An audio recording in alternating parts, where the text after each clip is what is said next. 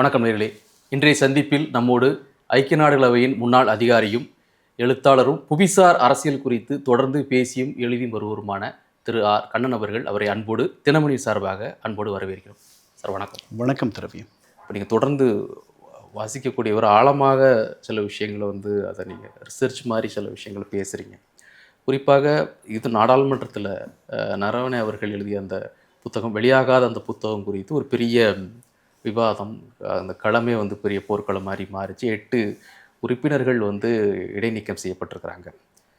இந்த பிரச்சனையினுடைய மூலம் எங்கே தொடங்குது? அதுதான் சொல்கிறேனே, அந்த புத்தகம் பிரசுரமாகலைன்ற காரணத்திற்காக அதை நிறுத்த வேண்டிய அவசியம் இல்லை. ஏன்னா எல்லாம் படிச்சுட்டாங்க. அதில் என்ன சொல்லப்பட்டிருக்குன்ட்டு, அதாவது பாதுகாப்பு அமைச்சர் பிரதமரோட பேசிட்டு திருப்பி எனக்கு தகவல் சொல்கிறாரு, என்ன இராணுவ ரீதியாக பண்ணணும்னு நீங்கள் நினைக்கிறீங்களோ அதை நீங்கள் பண்ணுங்க அப்படின்னு சொல்கிறார். அதாவது ஒரு தலைமை பண்புக்குரிய ஒரு பேச்சாக அது இல்லை. இதை நீங்கள் பண்ணுங்கன்ட்டு ஒரு பிரதமர் கட்டளையிடணும். அப்படி பண்ணலை அவர். என்ன பண்ணணுமோ பண்ணுங்க. ஆமாம், இராணுவ ரீதியாக நீங்கள் என்ன பண்ணணுமோ அதை பண்ணுங்க அப்படின்றார். அதுதான் சிக்கல். சரி, அதாவது நீங்கள் இல்லைண்ணா, எனக்கு ஒரு சின்ன சந்தேகம். இராணுவ ரீதியாக நீங்கள் என்ன பண்ணணுமோ பண்ணுங்கிறத அவர்களுக்கு கொடுத்த ஒரு சுதந்திரமாக எடுக்க முடியாது. இல்லை, நீங்கள் பிரதமராக இருக்கும் பொழுது நீங்கள் உங்களுக்கு தெரியலன்னு அர்த்தம். என்ன பண்ணுறதுன்னு உங்களுக்கு தெரியலன்னு அர்த்தம். அப்படித்தான் எதிர்கட்சிகள் அதை பார்க்குறாங்க. இருக்கட்டுமே, எனக்கு தெரியல, இல்லை நான் உங்களுக்கு முழு சுதந்திரம் தரேன்னு ஒரு வார்த்தை சொல்லியிருக்கணும்.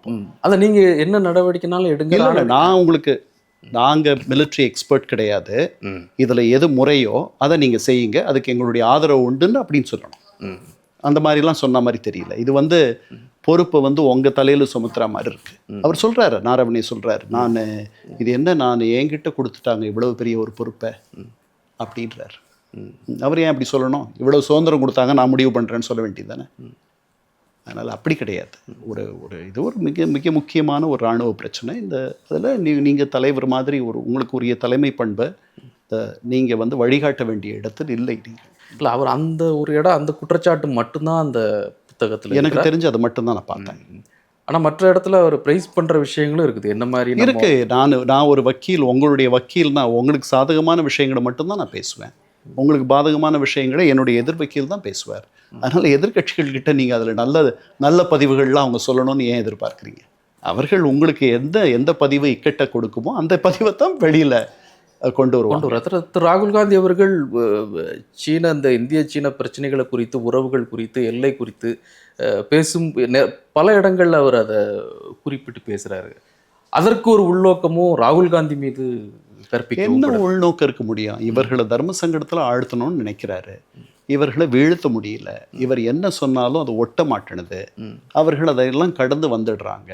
டெஃப்லான்னு சொல்லுவாங்க இல்லையா, இந்த தட்டு இருக்கு இல்லையா, அந்த தோசை சுடுற கல் இருக்கு இல்லையா, அதில் எண்ணெயே ஒட்டாத நீங்கள் மாவு விட்டிங்கன்னா, தோசை மாவு விட்டிங்கன்னா அந்த தோசை மாவு ஒட்டாது. அது டெஃப்லான் அப்படின்ற ஒரு மெட்டீரியல், ஒரு பொருளால் செய்யப்பட்டது.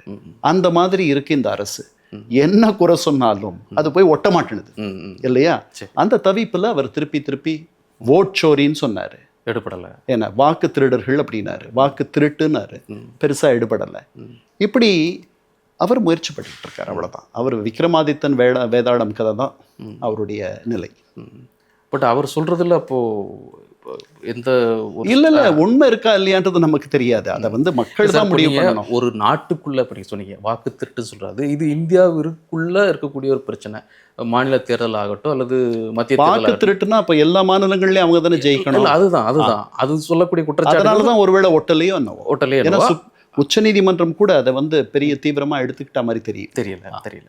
பட் அது இந்த நாட்டுக்குள்ள இருக்கக்கூடிய பிரச்சனை. பட் சைனா சீனா குறித்து பேசுவதுங்கிறது பாதுகாப்பு சம்பந்தமா ராணுவ ரீதியான அதை அப்படி அவர் அது குற்றச்சாட்டுறது. அதாவது நாம இடங்களை விட்டு கொடுத்துட்டோம், இடங்களை இழந்துட்டோம், நாம இப்போ முறையாக போர் செய்யல, முறையாக எதிர்க்கவில்லை அப்படின்லாம் அவங்களுடைய குற்றச்சாட்டு. இதற்கெல்லாம் ஜெய்சங்கர் பதில் சொல்லியிருக்காரு, முன்னாடியே பதில் சொல்லியிருக்காரு.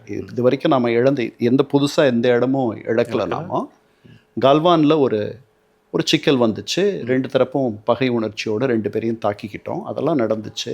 ஆனால் இதற்கு முன்னாடி இழந்ததெல்லாம் காங்கிரஸ் அரசில் 1958 அப்போ இழந்தது தான். அதுவும் உண்மைதான். கிட்டத்தட்ட ஒரு 38,000 சதுர கிலோமீட்டர் நம்முடைய நிலம்னு நாம் நினைக்கிறத சீனர்கள் வைத்திருக்கிறார்கள். அதுதான் எல்லை பிரச்சனை. அது தெரிந்த எல்லாருக்கும் தெரிந்த உண்மை. அதுதான் நடந்திருக்கு. வேற எதுவும் புதுசாக இழக்கலன்ட்டு ஜெய்சங்கர் சொல்றாரு. ஸோ நம்ம இந்த இடத்துல ஜெய்சங்கர் அவர்கள் சொல்லக்கூடிய ஸ்டேட்மெண்ட்டை தான் நம்ம அவர் தான் வெளியுறவுத்துறை அமைச்சர்.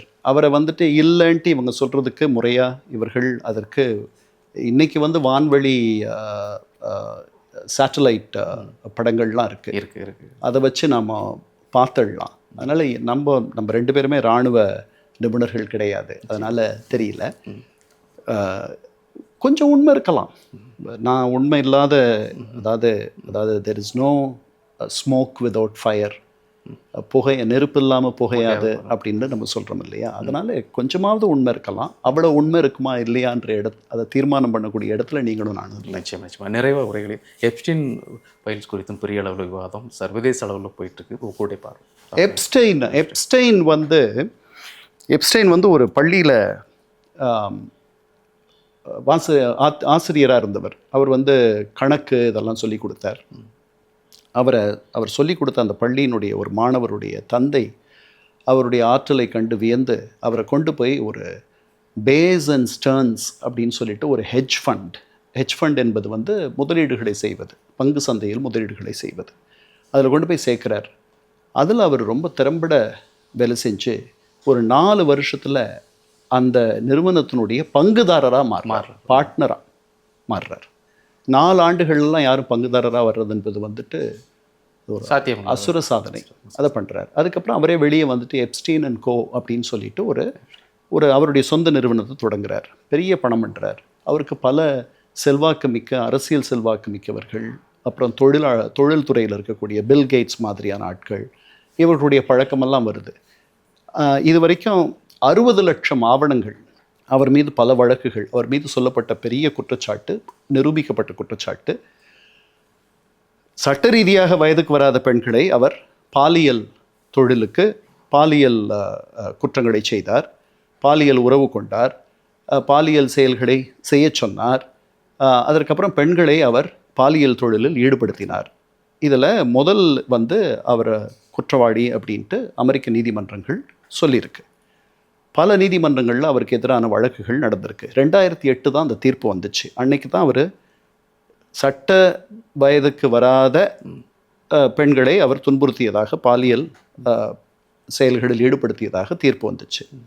அதற்கு முன்பும் சரி பின்பும் சரி அவரோட அதிபர் ட்ரம்ப்லேருந்து, முன்னாள் அதிபர் கிளின்டன்லேருந்து, பிரிட்டிஷ் அரசருடைய தம்பி அவர் முதற்கொண்டு பில் கேட்ஸிலிருந்து, இலான் மஸ்கிலிருந்து, உலகத்தினுடைய யார் அவர்கள் அத்தனை பேரும் அவருடைய விருந்தோம்பலை அனுபவித்திருக்கிறார்கள், ஏற்றிருக்கிறார்கள். ஆமாம்.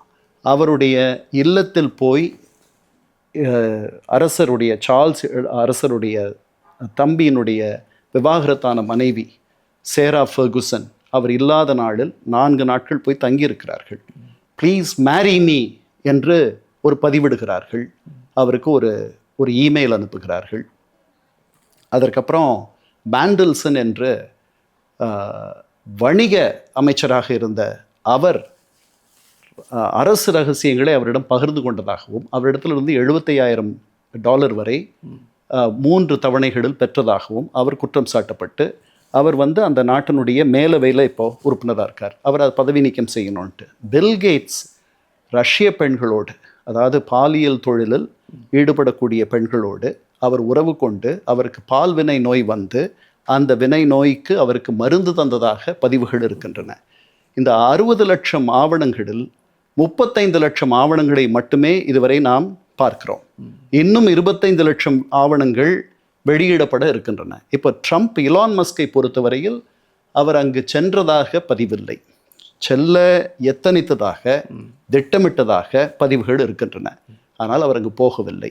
ட்ரம்ப்பை பொறுத்தவரையில் அவர் பல முறை சென்றிருக்கிறார். அவருடைய தனி விமானத்தில் அவர் 2 முறை தான் நான் பயணம் பண்ணேன்னு முன்னாடி சொன்னார். அதுக்கு மேலே பல முறை பண்ணியிருக்காரு, அங்கே போயிருக்காரு. அவர் பெண்களோடு இடுப்பில் கையை போட்டு கொண்டு நிற்கின்ற படங்கள் எல்லாம் கூட வெளியே வந்திருக்கு. அவர் என்ன சொல்கிறார், 2004க்கு பிறகு நான் அவருடைய உண்மை சொரூபம் தெரிஞ்ச பிறகு அவர் அருவருக்கத்தக்கவர் அச்சுறுத்தக்கூடியவர் என்று நான் அவரிடமிருந்து பிரிந்து விட்டேன்னு சொல்றார். ட்ரம்ப் இன்னும் இந்த 25 லட்சம் ஆவணங்கள் இருக்கு, அதை வெளியிடுறதுக்கு அவங்க தயங்குறாங்க. அவங்களுடைய நீதித்துறை என்ன சொல்லுது, இதில் பாதிக்கப்பட்டவர்களுடைய அவர்களுடைய அந்தரங்கத்தை நாங்கள் காக்க வேண்டும் அப்படின்னு சொல்கிறாங்க. இதெல்லாம் வந்து சட்டப்படி இதெல்லாம் வெளிக்கொண்டு வர வேண்டி இருந்துச்சு. முதல்ல ட்ரம்ப் தயங்கினார். ரோ கன்னான்னு சொல்லிட்டு நம்ம நாட்டு இந்திய வம்சாவழி பஞ்சாபி, அவர் வந்து அந்த நாட்டினுடைய நாடாளுமன்றத்தில் இருக்கிறார், கலிஃபோர்னியாவிலிருந்து. அவரும் இன்னொரு காங்கிரஸ்காரரும் சேர்ந்து, அந்த ஊரில் நாடாளுமன்ற உறுப்பினருக்கு காங்கிரஸ்மென்னு பேர், அவர்கள் 2 பேரும் சேர்ந்து ஒரு சட்டத்தை கொண்டு வந்து காங்கிரஸில் அதை நிறைவேற்றி டிசம்பர் 19க்கு முன்னாடி எல்லா ஆவணங்களையும் நீதித்துறை வெளியிட வேண்டும் என்ற ஒரு தீர்ப்பை வாங்கி அதை வெளியிடுறதுக்கு அதுக்கப்புறம் இது வந்துச்சு. இதுவே 5-6 வாரங்கள் தாமதமாக வந்துச்சு. இன்னும் 25 லட்சம் ஆவணங்கள் இருக்குது, அதை வந்து வெளியிடுறதுக்கு அவங்க தயங்குறாங்க. என்ன நடக்கும்னு பார்க்கணும். ஆனால் உலகில் மிகப்பெரிய இடங்களில் இருக்கக்கூடிய மிக மதிக்கத்தகுந்த மிக ஆளுமை மிக்க மிக செல்வாக்கு மிக்க பில் கிளின்டன் போன்றவர்கள், பில் கேட்ஸ் போன்றவர்கள், அவர்களை இந்த பதிவுகளும் வருகின்ற புகைப்படங்களும் நல்ல முறையில் நமக்கு காட்டவில்லை. மிக்க நன்றி திருமணி சார்.